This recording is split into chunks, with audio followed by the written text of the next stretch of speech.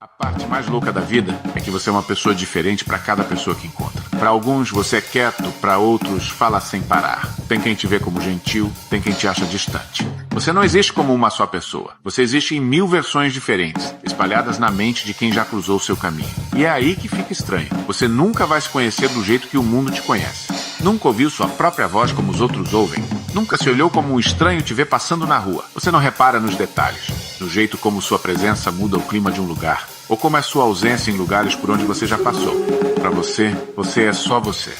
Mas para o mundo, você é uma memória, uma sensação, uma história que vive em pedaços espalhados nas lembranças de todos que já te encontraram. E um dia, quando você não estiver mais aqui, é isso que vai restar. Não a versão que você conhecia, mas todas as suas versões que nunca chegou a ver.